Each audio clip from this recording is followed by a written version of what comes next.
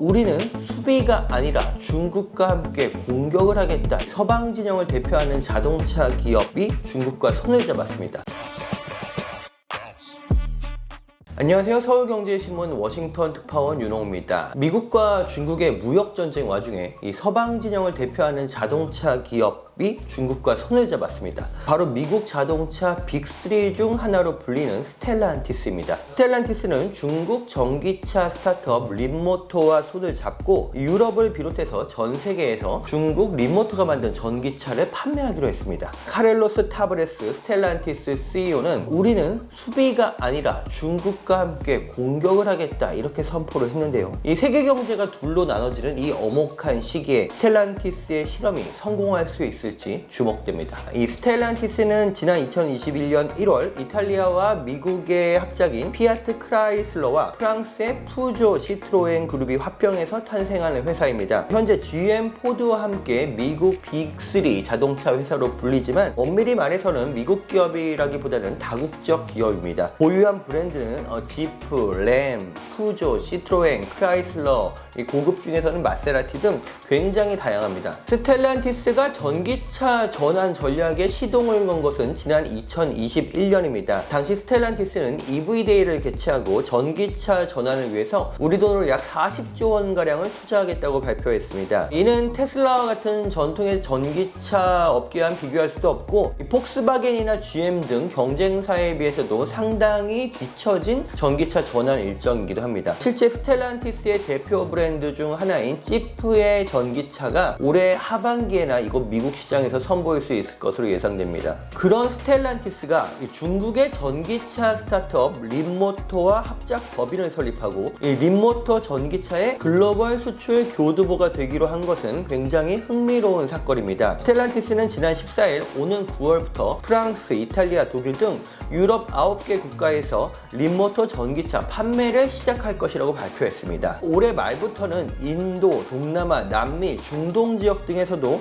이 립모터 전기차를 판매할 계획입니다. 앞서 스텔란티스는 립모터의 전기차를 판매하기 위해서 립모터 인터내셔널이라는 합작 법인을 설립하고 51%의 지분을 획득했습니다. 영국의 파이낸셜 타임즈는 유럽 최대의 자동차 제조업체가 유럽 시장을 공략하려는 중국 업체의 야망을 활용하는 아주 특이한 시도다 이렇게 평가를 했습니다. 스텔란티스와 손잡은 립모터는 중국 이름으로 링파오라고 불리는 회사입니다. 중국 전기차 분야에서는 이 비아리아 같은 이제 거물이 된 전기 자동차 회사들도 있지만 이 신흥 스타트업들이 꾸준히 시장에 진출하고 있습니다. 그 중에서도 립모터는 신흥 강자 3인방으로 불리던 이 웨이샤오리를 제치고 일약 전기차 업계 다크호스로 부상한 기업입니다. 스텔란티스가 립모터와 손잡고 글로벌 시장에 내놓을 차량은 T03과 C10 모델이 꼽힙니다. 이 T03은 소형 해치백 시티카로 굉장히 좀 귀여운 모델이고요. C10은 외건 형태인데 둘 다 이 가격 및 기술 경쟁력이 상당히 높다는 평가를 받고 있습니다. 그렇다면 스텔란티스는 왜 이 시점에 중국과 손을 잡는 것일까요? 지정학적 환경, 무역 환경은 사실 굉장히 불안합니다. 미국 조 바이든 행정부는 이미 중국산 전기차에 100%에 달하는 폭탄 관세를 최근 부과했습니다. 유럽 역시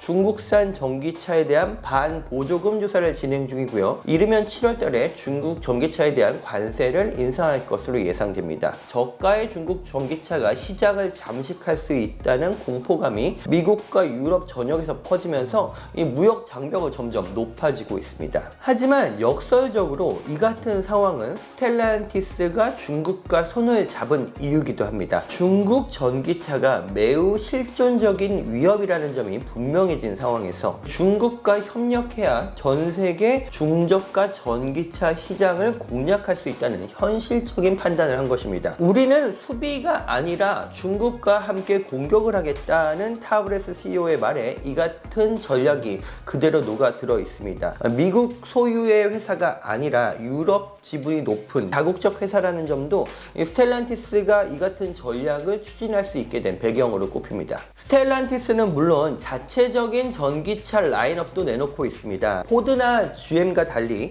이 픽업 트럭이나 SUV, 초고성능의 머슬카 등에서 전기차 라인업을 구축하겠다는 것이 이 스텔란티스의 전기차 전략이기도 합니다. 하지만 딱 이름만 들어도 이 같은 전기차들은 기본적으로 중저가라기보단 고급형 모델에 가깝습니다. 스텔란티스 고유의 브랜드들이 고급형 전기차 시장에 도전하는 동안 중국과 합작해서 중저가 전기차 수출을 확대하겠다는 투트랙 전략을 구사하는 것입니다. 림모터의 입장에서 보면 전 세계에서 전기차 경쟁이 가장 치열한 중국 시장을 벗어나서 이 글로벌 시장에서 판로를 개척한다는 점에서 이번 합작의 효용성이 있습니다. 전 세계 4위의 거대 자동차 기업 스텔란티스의 판매망을 이용하면 림모터 전기차의 글로벌 확장이 가능해집니다. 또 하나는 바로 관세를 피할 방법을 찾을 수 있게 된다는 것인데요. 스텔란티스의 노후화된 유럽 공장을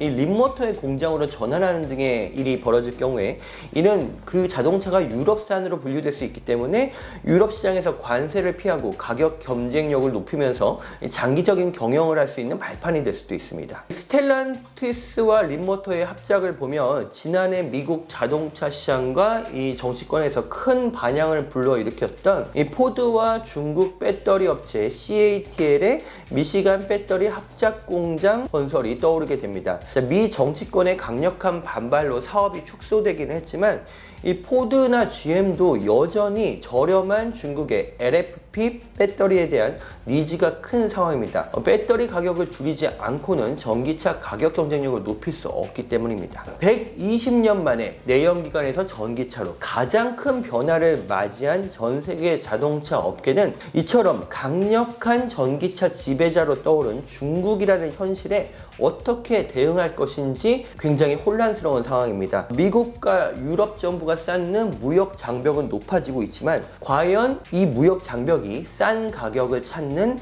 이 소비자의 흐름, 시장의 힘을 이겨낼 수 있을까? 이것도 굉장히 의문입니다. 그런 차원에서 이번에 새로운 역발상의 공략을 시작한 이 스텔란티스의 전기차 실적이 5에서 10년 후에 어떻게 변할지 사뭇 궁금해집니다.